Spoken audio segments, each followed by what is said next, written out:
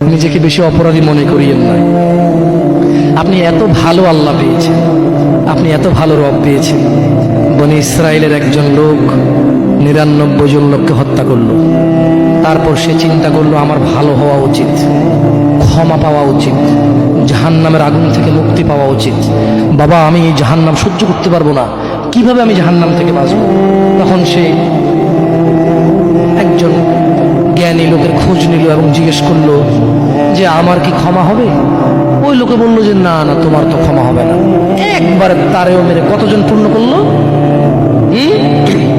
কিন্তু তার হৃদয়ে যন্ত্রণা কমেনি। ওই যে একটা যন্ত্রণা, কি কাজ করলে আমি ক্ষমা পেয়ে যাব, কি এমন কাজ করলে আমি আল্লাহর আযাব থেকে রক্ষা পাবো। সে আল্লাহকে প্রচন্ড ভয় পাচ্ছিল।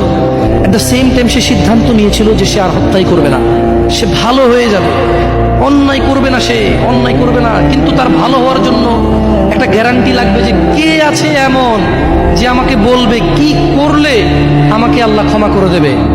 ওই লোকটা যখন মারা যায় আল্লাহ তাকে জান্নাত দিয়েছে। কেন?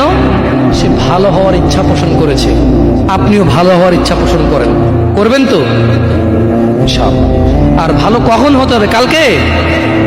কালকে কখন থেকে ভালো হতে হবে? না, বিয়ের পরে। ভালো কখন থেকে হতে হবে? না, চাকরির পরে। ভালো কখন থেকে হতে হবে? একটু দাঁড়িয়ে পাকার পরে, নাকি এখন থেকে? একটু নিজেকে প্রশ্ন করিয়েন। যখন বলবেন কালকে থেকে ভালো হয়ে যাব, মহা অন্যায় কথা। মানে আপনি নিশ্চিত গ্যারান্টি দিয়েছেন আপনি কালকে পর্যন্ত বাঁচবেন। এটা কত জঘন্যতম কথা না? আল্লাহ আমাদেরকে বোঝার তৌফিক দান করুন ভাইরা।